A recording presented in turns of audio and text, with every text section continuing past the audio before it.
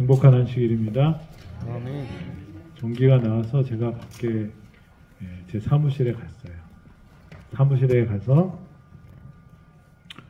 컴퓨터가 꺼져 있어서 확인을 했는데 전혀 전기가 안 들어오고 이제 그 웹하드에 저장이 됐나, 그 웹하드를 이 타블릿 PC로 해서 이렇게 검색을 해봤더니 저장이 안 됐어요.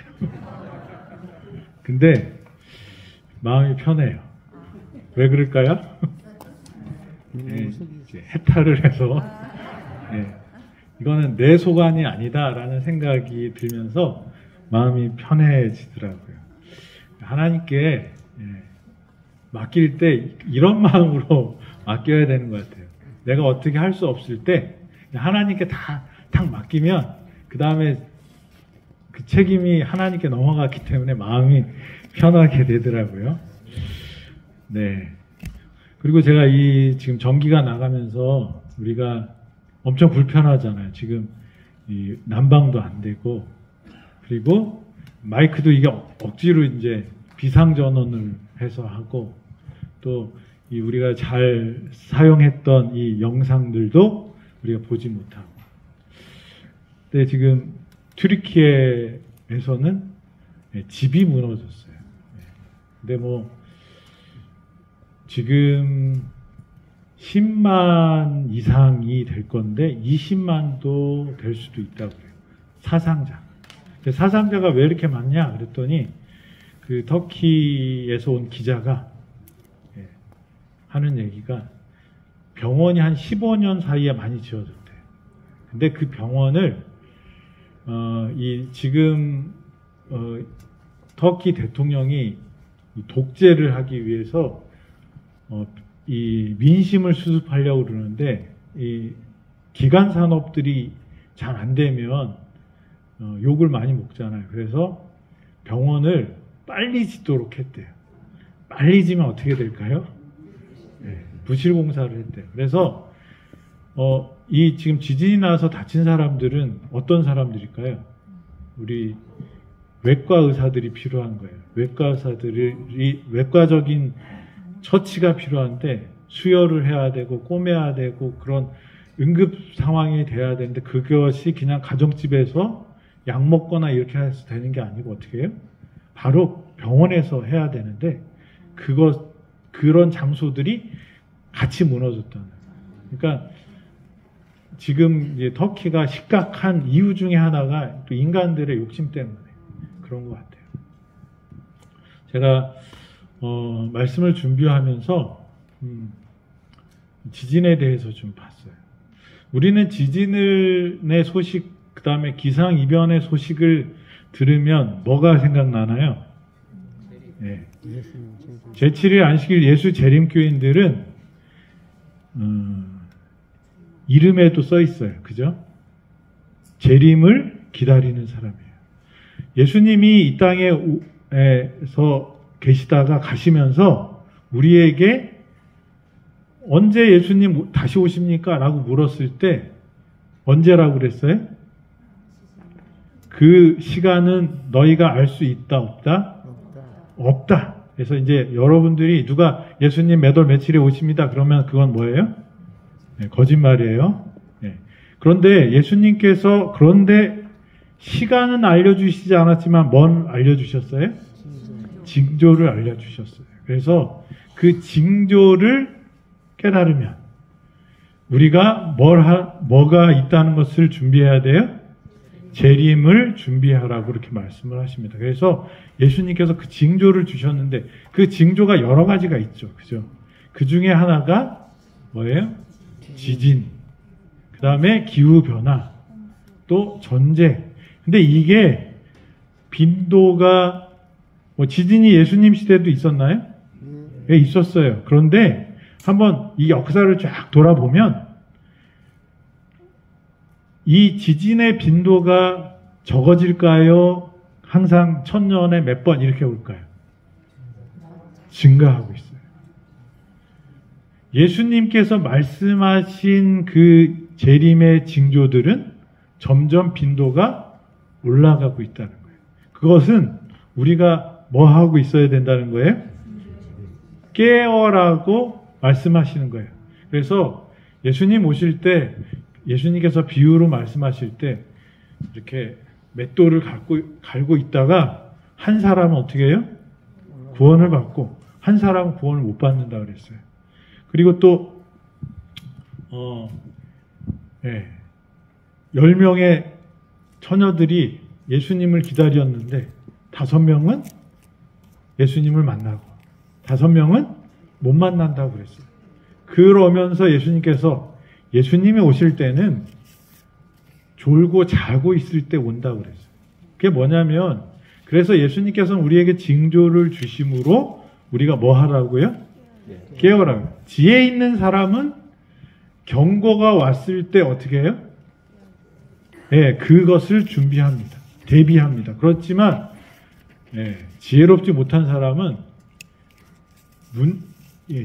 사인이 보이고 그런 징조가 있을 때 그것을 어떻게 해요? 무시합니다.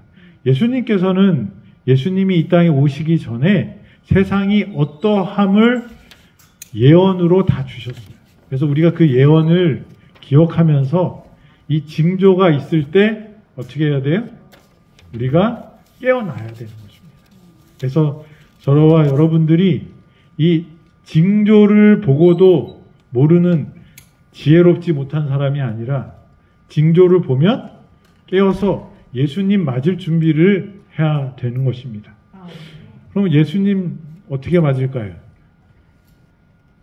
예수님 어떻게 맞으면 될까요? 기도만 하면 될까요? 성경책만 보면 될까요?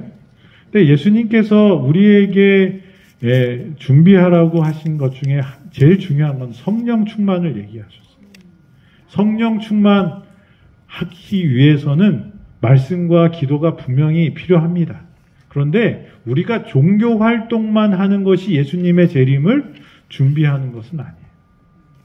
예수님이 오실 때까지 우리에게 맡겨진 뭐가 있어요? 사명이 있어요. 그게 복음을 전도하는 것이 맞고요. 또 하나는 뭘까요? 우리가 우리 주변에는 항상 도와줘야 될 사람들이 있다고 그랬어요. 그 도와줘야 되는 사람들을 돕는 것이 우리의 사명입니다. 그래서 저희는 이런 징조가 있을 때 어려운 사람들을 기억해야 돼요. 그리고 그들을 도와줘야 하는 것입니다. 이 투르키의 지진 때문에 현재 이렇게 1,000명, 2,000명 이렇게 올라가다가 어제 제가 본 기사는 2만 몇천 명 이렇게 됐어요. 그런데 예측하는 기사는 10만 명이 훨씬 넘어서 20만 명까지 바라보게 된다라고 말씀을 하셔요. 왜냐하면 터키는 아예 뭐가 주저앉았어요? 건물들이 다 주저앉아서 거기에 몇 명이 있는지를 아직 파악이 안 된대요. 그 다음에 시리아 쪽은 어떻게 될까요? 시리아는 전쟁 중이기 때문에, 내전 중이기 때문에 그 정부의 어떤 그 지도를 받기가 어려워서 들어갈 수가 없는 거예요. 그래서 거기에는 그 구호단체들이 보내주는 그 자료들만 가지고 판단해야 되는데 전화도 안 되죠? 사람도 길이 끊어져서 사람들이 왔다 갔다 못하죠. 그렇기 때문에 거의 지금 어느 정도 되는지 잘 알지 못한대요. 그래서 그런데 우리는 그런 분들을 도와줘야 돼요. 제일 뭐가 필요하냐고 그러니까 뭐라 그럴까요? 담요를 달래요. 그래서 그 담요나 물이나 이런 것들을 보내달라는 그런 기사를 봤어요. 저희 교회는 좀 조직이 탄탄해요. 저희 교회가 한국에서는 20만 정도의 교인들밖에 없지만 저희 교회는 거의 중앙 집권적으로 돼 있습니다. 근데 우리가 터키, 투르키에 가서 우리가 구호 활동을 할 수 있을까요? 어려워요. 왜 어려울까요? 갈 수가 없어요.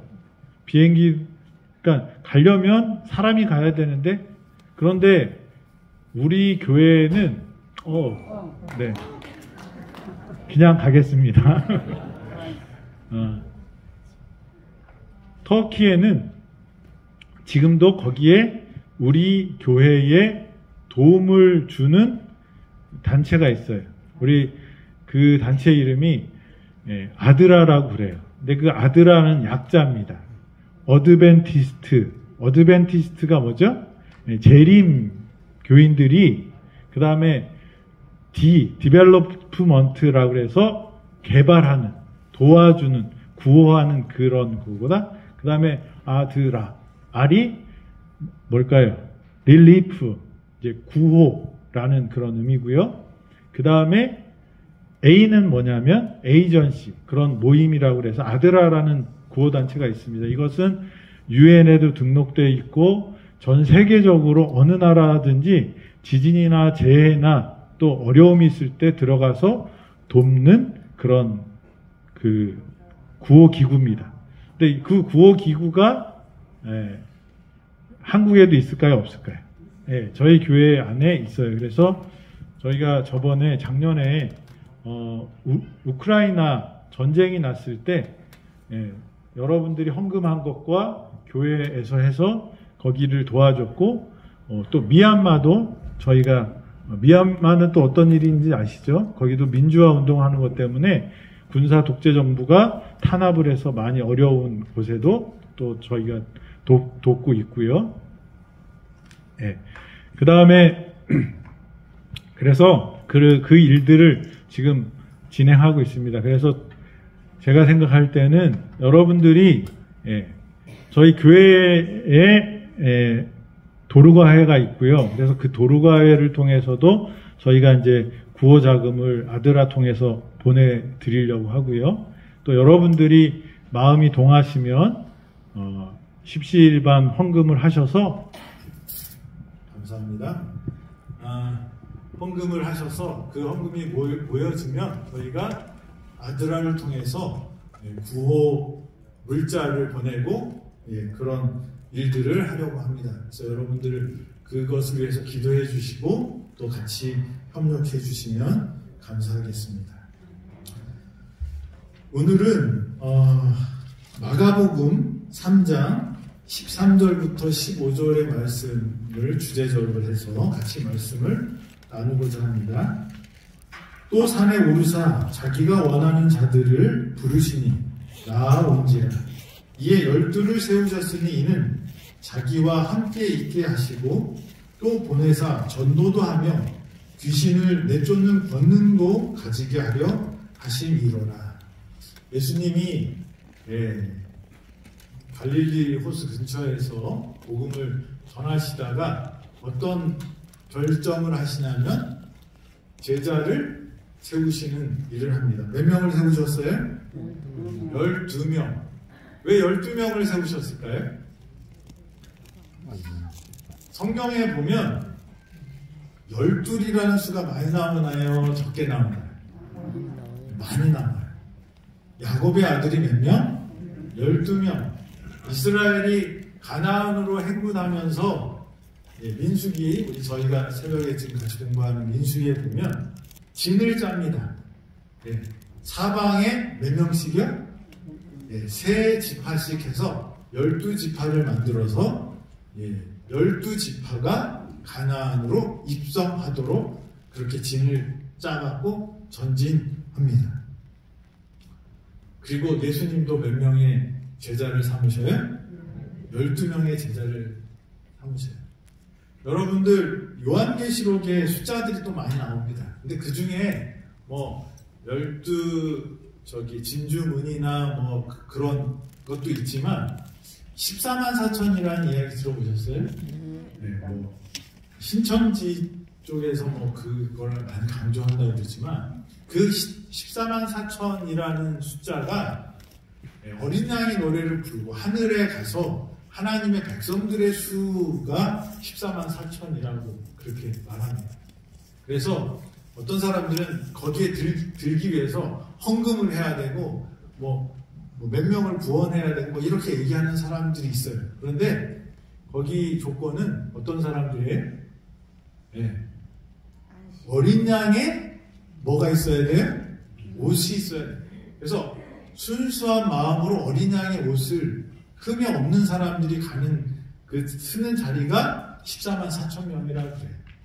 근데 그 14만 4천이라는 수는 어떻게 나왔을까요? 12지파. 네. 12,000 곱하기 몇 하면 돼요? 12 하면 되죠. 그러면 14만 4천이 됩니다. 예루살렘의 그 사이즈도 14만 4천.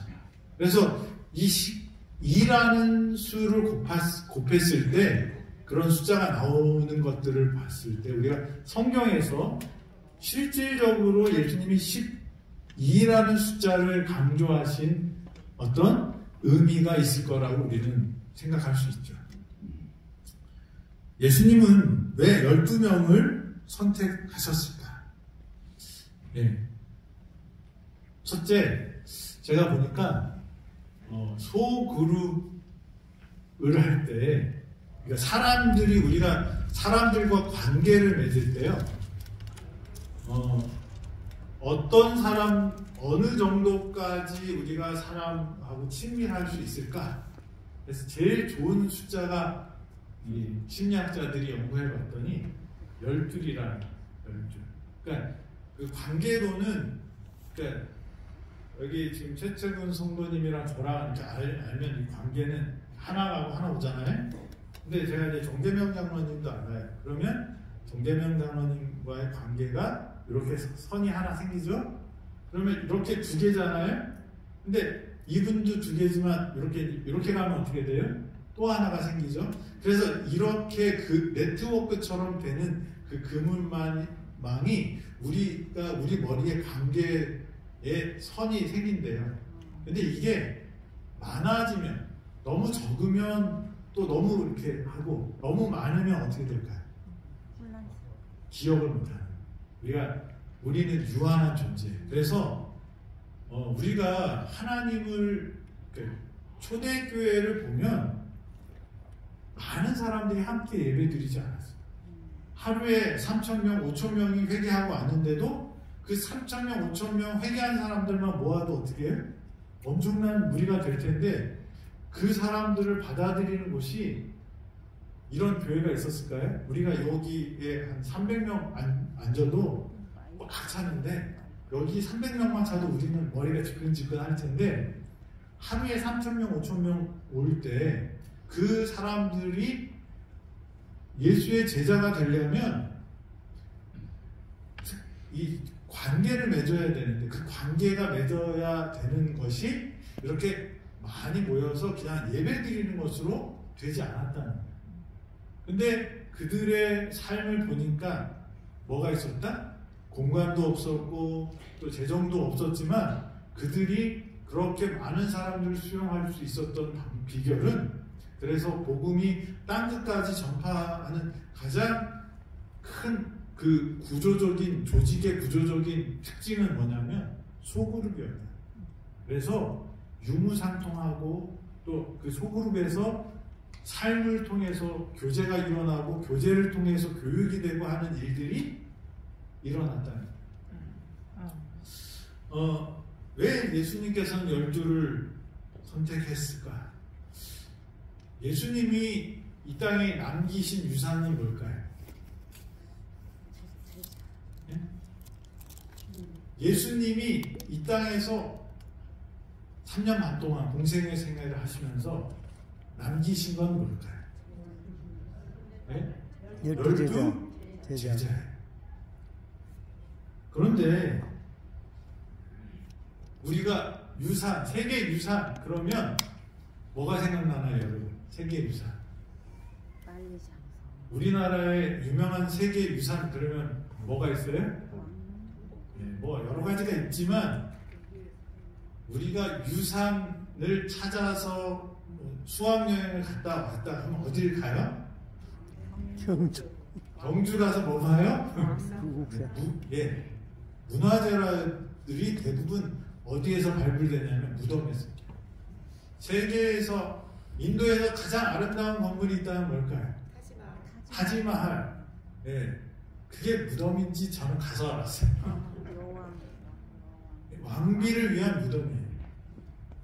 제가 여행하면서 느낀 것 중에 하나가 사람이 남긴 유산들이 뭐 여러 가지가 있겠지만 멋있고 크고 웅장한 것들은 대부분 뭐예요? 무덤이더라. 진시 황제의 는. 그 다음에 또 뭐 있어요? 이집트의 피라미드. 네. 그런 것들이 다 뭐예요?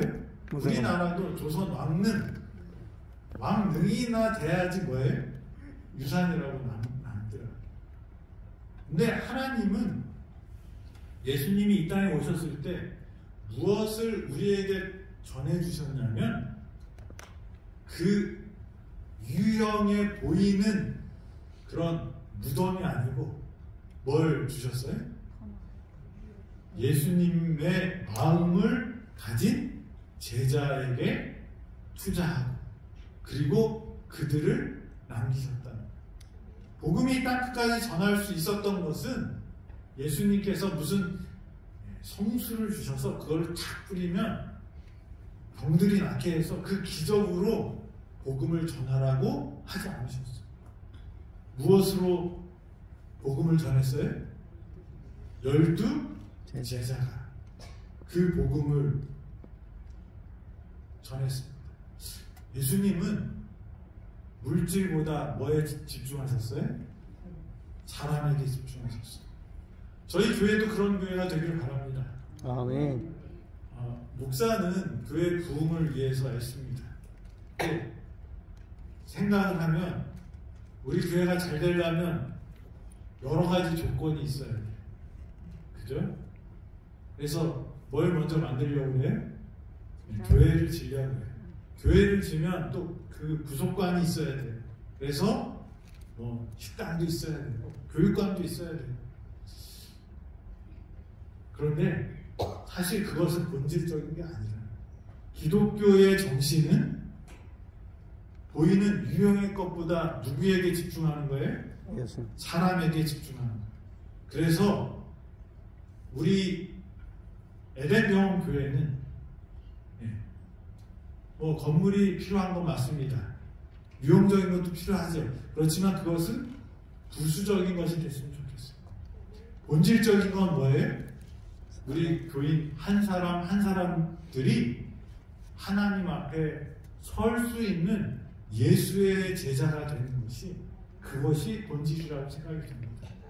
우리 교회가 하나님 앞에 예수님이 제자를 세웠던 것처럼 한 사람 한 사람이 하나님 앞에 서는 그 일이 있는 사람을 먼저 생각하는 그런 교회가 되기를 간절히 바랍니다. 아멘. 그래서 우리가 이제 올해 저희가 새로운 일들을 시작하려고 해요. 여러분들이 기도해 주시고 사람을 세우는 일에 같이 협력하시고 뜻을 모아서 이 예수님의 정신을 이루는 우리 에덴병원 교회 되기를 간절히 바랍니다. 아멘. 그 다음에 12명을 세우셨어요. 그 뒤에 보면 제베데의 아들 야고보와 야고보의 형제 요한이니 이 둘에게는 보아너게 곧 우레의 아들이란 이름을 더하였습니다. 또 안드레와 빌립과 바돌로메와 마테와 도마와 알페오의 아들 야고보와 다데오와 가나나인 시몬이며 이렇게 쭉 나옵니다. 이 12명의 제자를 예수님께서 택하셨는데 한번 베드로는 어떤 사람이었을 것 같아요? 네. 성격이 급했을까요? 느긋했을까요? 네, 뭐 급했던 것 같아요. 그리고 행동이 먼저 나갔을까요? 말이 먼저 나갔을까요? 말이 많은 사람이 있는 것 같아요. 그래서 나이는 제일 많은데 이 성경에 보면 또 옳은 말도 많이 하지만 약간 제자들이 볼 때는 지도력이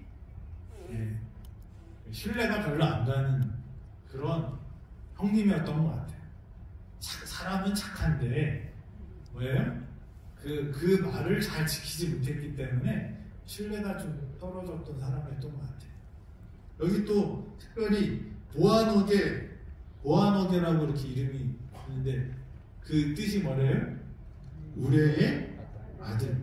여기 보면 이 야고보의 형제 요한, 야고보와 요한이 있는데 이 사람들은 뭐라고 불렸어요? 보아너게의 뜻이 뭐냐? 우레의 아들.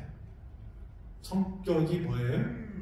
불 같다는 거예요. 번개가 번쩍하는 것처럼 아주 화나면 무서운 사람이라는 거예요. 여기에 나와 있는 도마 같은 사람은 어땠을까요? 의심하는 사람이었고, 빌립은 어땠을까요? 빌립도 믿음이 더딘 사람이었어요. 그러니까 예수님이 이 사람들에게 먹을 것을 나눠줘라 그랬더니 빌립이 뭐라고 그래요? 쫙 계산합니다. 이 사람들 먹이려면 어른들만 5,000명인데 이 사람들 먹이려면 돈이 얼마나 필요한데 계산 딱 하고 그 음식을 가져오려면 어떻게 해야 돼? 이 주변이 동네에 찾기도 힘든데 갔다 오다가 다 어떻게 돼요? 갔다 오다가 다 집에 가겠어요. 그러니까 이 많은 사람은 어떻게 먹습니까? 그리고 그게 우리한테 돈도 없어요. 예수님이 말씀하셨는데 뭐부터 생각해요? 현실적인 이야기부터 합니다. 그랬던 사람이 빌립이에요. 그런데 그런 사람을 예수님께서 택하십니다. 성격 급한 베드로, 불같은 성질의 야고보와 요한, 그리고 더디 믿는 빌립, 그리고 의심 많은 도마. 마태는 어떤 사람이 있을 것 같아요? 지난번에 마태에서 좀 같이 말씀드렸습니다. 마태는 세관이었어요. 그래서 꼼꼼한 사람이고 현명한 사람이고 똑똑한 사람이었긴 했지만 항상 갈등을 안고 사는 이 선택에 좀 약한 그런 모습들을 이렇게 보여줍니다. 예수님을 만나기 전까지. 그런데 이 마태나 이런 사람들이 다 뭐가 돼요? 예수님의 제자가 됩니다. 왜 예수님은 12명의 제자를 선택했고 그 12명은 하자가 있는 것 같아요? 없는 것 같아요? 어떤 사람들을 뽑아야지 맞나요? 왜 대학에서 학생들을 뽑을 때 공부 못하는 사람 안 뽑고 공부 잘하는 사람을 뽑을까요? 왜 그럴까요? 공부 잘하는 사람들이 써먹기도 좋으니까.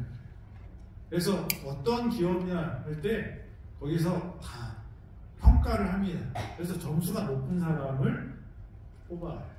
근데 예수님의 제자들을 한번 살펴보면 어떤 사람이에요? 세리, 사람들한테 인기 없는, 미움받는 매국노였고, 또 베드로 어떤 사람이었어요? 물고기 잡는 어부였고, 또 나다나엘 같은 사람은 기도는 하고 있었는데 뭐예요? 편견에 가득 찬 사람이었어요. 무슨 편견이에요? 어떻게 나사렛에서 선한 것이 날 수 있느냐 이렇게 말할 만큼 편견이 꽉 찼던 사람이에요. 대부분 가론 유다 빼놓고는 부유한 집안 출신이 아니에요. 세리 마태와 유다 빼놓고는 그렇게 스마트한 사람이 어떤 교육을 받은 사람들이 없었어요. 그런데 예수님은 왜 그런 사람들을 택하셨을까요? 저는 예수님의 제자 삼는 이 12명을 세울 때 예수님께서 보신 것 중에 하나는 다양성인 것 같아요. 제가 아들이 몇 명 있다고요? 네, 4명 있어요. 오늘 아신 분도 계실까 봐요. 아들이 4명이 있는데 이게 다 나이도 이 막내와 그 다음에 큰애들 나이 차이가 11살 정도가 나요. 그러니까 3년, 4년 막 이렇게 났어요. 엄마가 힘들었겠죠? 근데 아이들을 키우면서 항상 새로울까요? 이제는 넷을 키웠으니까 애들 키우는데 이제 자신이 있을까요? 날마다 새로워요. 왜 그럴까요? 다 계승. 그렇게 틀려요. 우리 셋째는 국수를 좋아합니다. 그래서 비싼 뷔페를 가도요, 뭐만 먹어요? 잔치국수 먹어요. 아주 아까워요. 그래서 그런데 데려가고 싶지 않아요. 우리 재림교인들이 가서 먹을 것도 별로 없는데 거기서 뭐만 먹어요? 국수만 먹어요. 근데 우리 막내는 형이 국수를 먹으면 저희가 국수를 삶으면 다 같이 먹으면 좋잖아요. 근데 우리 수연이는 또 국수를 싫어해요. 그러면 둘 다 라면은 좋아하는데 건강에 안 좋은 건 좋아하는데 소면을 삶든지 그렇게 우동을 삶든지 우동은 좀 같이 먹는 것 같은데 하여튼 하면 잘 안 먹어요. 그래서 냉면을 하는 날은 냉면과 플러스 뭘 해야 돼요? 밥도 해야 돼요. 이게 얼마나 귀찮은지 몰라요. 큰애는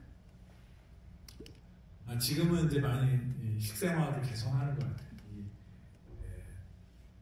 두부도 먹고 또 이 야채도 먹고 그러는데 어렸을 때 안 먹겠대요. 먹이면 어떻게 됩니다. 콩을 먹이면 토해요. 둘째는 좀 무난한 줄 알았더니 안 먹어요. 그래서 아주 빼짝 말랐어요. 50kg가 안 돼요. 대학교 3학년인데 키는 175인데.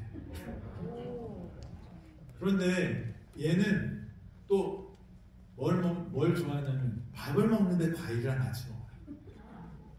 그래서 이 먹는 것도 다 틀려요. 성격은 똑같을까요? 제 친구가 저한테 제 친구가 이제 첫째랑 둘째를 좀 같이 교회에서 예배를 같이 드려서 첫째와 둘째를 좀 알아요. 근데 저한테 너 둘째의 어떤 면은 네가 본받아야 되고 첫째는 이렇게 외향적이에요. 하고 싶은 말 다 해요. 목소리도 커요. 근데 둘째는 다 알아요.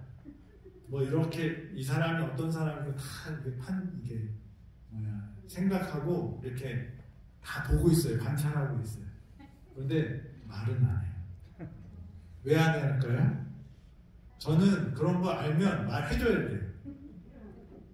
이렇게 했으면 좋겠어 라고 얘기해 주는 게 저는 맞다고 보는데 얘는 얘기를 안 해요. 왜 그래? 그랬더니 엮이는 게 싫대요. 다 이렇게 틀려요. 근데 제 친구가 저한테 그런 면을 좀 배우라는 거예요. 너무 너는 솔직하게 다 얘기해서 그렇게 하면 안 된대요. 세상을 살려면 그렇게 하면 안 된대요. 근데 어떻게 하겠어요? 성질인데. 하여간 다 이렇게 다릅니다. 그렇지만 이 다 누구의 아들이에요? 제 아들이에요. 하나님께서 그렇게 주신 이유가 있어요. 그리고 잘못된 것들은 당합니다. 우리 예수님께서 12제자를 선택할 때 그들이 가지고 있는 부정적인 것들이 많이 있었어요. 가난하고 교육 못 받고 성질 더럽고 이런 것들이 있었어요. 그런데 이 제자들이 성령 충만한 다음에 어떻게 변해요? 성경을 기록하는 선지자들이 되고요. 그리고 이 우리의 아들이 이 별명이 바뀌어요. 뭐라고 바뀌죠? 사랑의 사도, 사랑의 제자가 돼요. 하나님은 우리가 다양한 사람들을 다 뭐예요? 원하시는 거예요. 그래서 교회는 무엇으로 비유했냐면 지체라고 비유했어요. 지체가 뭐죠? 손, 발, 코, 눈 역할이 다르나요? 같으나요? 다르죠. 근데 우리는 자꾸 코 보고 너도 봐야지 이렇게 얘기해요. 나랑 맞지 않으면 자꾸 어떻게 해요? 차별하려고 해요. 이거는 하나님의 정신이 아니에요. 합력하여 선을 이루는 거예요. 예수님은 12제자를 다양하게 선택하신 것은 뭐예요? 그 다양성을 인정하면서 합력하여 선을 이루는 예수님 중심으로 변화될 수 있고 또 성장할 수 있고 다양하게 하나님을 섬길 수 있다는 것을 보여주기 위해서 12를 세우셨다고 저는 믿습니다. 아멘. 저와 여러분들이 다양성을 보고 틀렸다고 말하지 마세요. 얼굴색이 다 나처럼 하얘야 돼. 그렇게 말하는 것은 차별이고 틀렸다고 말하는 것입니다. 색깔이 다를 수 있어요. 키가 클 수도 있고 작을 수도 있어요. 그리고 그 다름이 어떻게 해요? 어우러져서 하나님께 영광을 돌리는 것이 하나님의 뜻입니다. 아멘. 저와 여러분들이 예수님께서 세운 12제자가 다양했지만 다 예수를 위해서 살았던 예수의 제자가 됐음을 기억하게 되기를 간절히 바랍니다. 로마서 12장과 고린도전서 12장에는 이 다양성에 대해서 말씀하십니다. 그 비유가 뭐예요? 우리의 몸이에요. 한 몸을 이루지만 각각 기능이 다른 것처럼 우리 교회는 예수의 제자들은 다르지만 누구 중심으로요? 예수님 중심으로 통일되고 합력하여 선을 이루는 것이 하나님의 뜻이라는 것을 기억하게 되기를 간절히 바랍니다. 아멘. 그래서 우리가 합력하여 선을 이루는 예수의 제자들이 되기를 간절히 바랍니다. 마지막으로 예수님이 제자들을 세우실 때 우리는 뭐가 보이나요? 제자들의 못난 것들이 보이죠. 저희는 사람들을 볼 때 잘난 것보다는 못난 것을 먼저 봅니다. 그리고 위안을 받죠. 나는 너와 같지 않아. 그게 누구의 기도예요? 세리의 그 바리새인의 기도예요. 세리가 기도할 때는 뭐예요? 하나님, 저는 죄인입니다. 세리는 그렇게 기도하는 바리새인은 뭐라 그래요? 나는 저 세리와 같지 아니야. 나는 저 참녀와 같지 아니야. 이렇게 기도해요. 우리가 비교할 대상은 세상 사람이야. 우리는 예수님 앞에 서야 되는 사람. 예수님 앞에 서서 깨끗할 사람은 세상에 없어요. 그렇기 때문에 우리는 예수님 앞에 갈 때 무엇을 입고 가라요? 예수님께서 입혀주시는 의를 입고 가라 말씀하셔요. 우리가 하나님의 법정에 설 때 설 수 있는 그 비결은 뭐예요? 뭐가 있기 때문에? 예수님 뒤에 숨을 수 있기 때문에 설 수 있는 거예요. 그래서 우리는 자꾸 다른 사람의 약점과 못난 점들을 바라보지만 예수님은 그들의 못난 점 뒤에 있는 뭘 봤을까요? 가능성을 본 것 같아요. 네. 우리 최태금 성도님 가능성이 있나요? 자기가 얘기하면 안 되죠? 앞에서 얘기해 주셔야지. 가능성 있나요? 예. 왜 가능성이 있나요? 오규섭이가, 최태금이가, 정대명이가 왜 가능성이 있나요? 네? 사실 내 안에 있는 게 아니에요. 누가 계셔야 돼요? 예수님이 있으면. 그래서 이 제자들이 다 흠이 있었어요. 허물이 있었어요. 그런데 예수님이 보신 것은 요한은 가장 어떤 사람이었을까요? 요한은 가장 어렸어요. 그리고 촐싹거렸어요. 성격도 급했어요. 그리고 막 예수님을 위해서 먼 것 할 것처럼 막 하는 베드로와 비슷한 그런 역할들을 합니다. 그래서 전도 갔다가 사람들이 자기들 거절했다고 그러니까 어떻게 해? 예수님 저기 번개가 쳐서 어떻게 해? 그 마을을 다 태워버리세요? 이렇게 진심이었을까요? 진심이었어요. 그런데 요한은 가르쳐주면 어떻게 했어요? 변했어요. 중요한 게 여기 있어요. 베드로도 실수했어요. 그렇지만 그는 무엇을 바라봤어요? 예수님께 시선을 고정했어요. 변할 수 있는 것은 누구랑 있어야 되는 거예요? 예수님과 있어요. 예수님의 12제자들의 특징, 가룟 유다는 좋은 재질이 많았어요. 돈도 많은 집안에 있었고 유력한 사람들을 많이 알았었고, 네? 머리도 좋았고 세상 물정도 볼 줄 알았고 정치적인 흐름도 읽을 수 있었어요. 예수님이 갖고 있는 이 치유의 능력이면, 예수님께 보여주신 그 말씀의 그 능력이면, 예수님께서 먹였었던 그 군중들을 귀합할 수만 있으면 로마 군대가 아니라 모두 해결할 수 있어요? 세계 이 유다를 세계적인 국가로 만들 수 있다는 자신감이 있었어요. 근데 예수님은 전혀 그런 마음이 없으신 거예요. 그렇게 똑똑했지만 유다는 예수님의 뜻을 따르는 게 아니라 자기의 꿈을 누구를 통해서 이루려고 그랬어요? 예수님을 통해서 이루려고 그랬어요. 여기서 차이입니다. 베드로는 자기가 생각한 것대로 안 됐을 때 그의 약함을 인정하고 누구에게 가니까? 예수님께 가요. 요한이 그렇게 성격 급하고 우레의 아들이었지만 예수님께서 그러지 마라 그랬을 때 어떻게 해? 그 말에 순종하는 것입니다. 예수님이 보이신 것은 우리의 약점과 허물에 집중하신 것이 아니라 그 약점과 허물 많은 우리가 누구를 잡을 때? 예수님을 붙잡을 때, 예수님을 바라볼 때 변하는 그 가능성을 보시고 우리를 세우셨습니다. 여러분들이 이 자리에 있는 것 하나님의 은혜입니다. 아멘. 하나님께서 여러분들도 부르셨어요. 그런데 나를 보면 어때요? 답답해요. 한숨 나와요.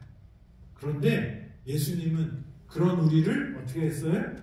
부르셨어요. 왜요? 우리를 변화시키기 위해서. 예수의 제자가 되면 베드로처럼, 요한처럼, 빌립처럼 우리도 사명을 이루는 하나님의 제자들이 된다고 말씀하십니다. 저와 여러분들이 예수의 제자가 되기를 간절히 바라면서 오늘 말씀 줄이겠습니다.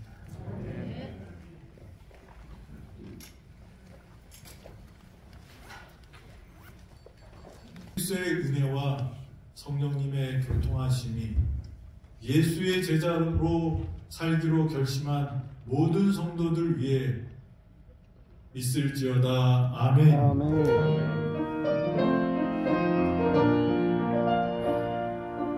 주님 다시 오실 때까지 나를 이 길을 가리라. 좋은 길 나의 십자가 지고 나의 가는 이 길 끝에서 나를 주님을 보리라. 영광의 그 주님 나를 받아주시니 주님 다시 오실 때까지 나는 일어나 달려가리라. 주의 영광 온 땅 덮을 때 나는 일어나 노래하리. 내 사모하는 주님 온 세상 구주시라. 내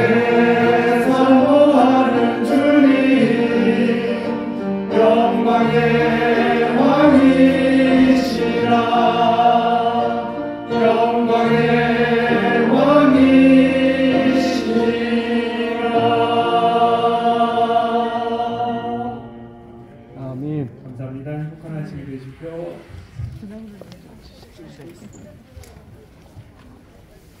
이거 정말 앉으세요. 네네. 이거 어떻게 하죠?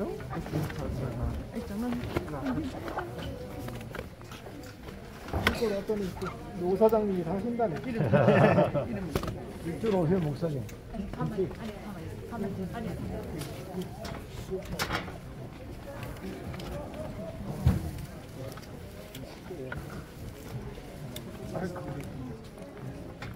올라가고 신부시면 내가 밀다 드릴게. 제가 갖다 놓을게요.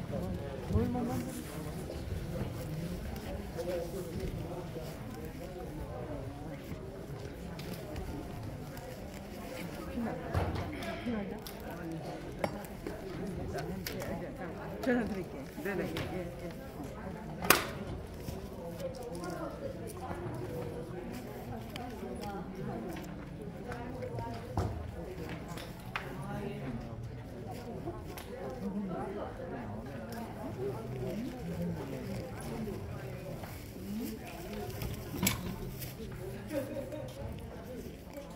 왜 어떤 거?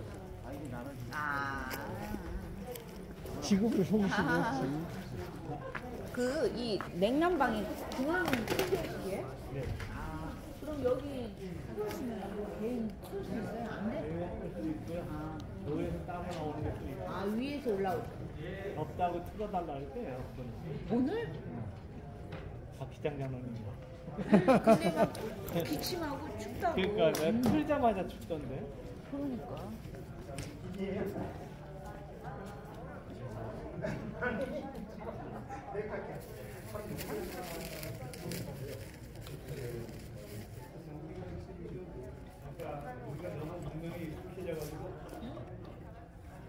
이거야. 이게 누구 거야? 네. 뭐가 이렇게 떨어지지? 이게 누구 거야? 네, 감사합니다. 난리다. 그러고 잊어버린 나는. 이것은 저기다 갖다 놔? 이거 갖다 놔? 놔? 놔? 나 여기 놨고. 별로 할 일이 없었죠. 네, 전화도 온다. 누가 전주 때를 받아버린 것 같은데.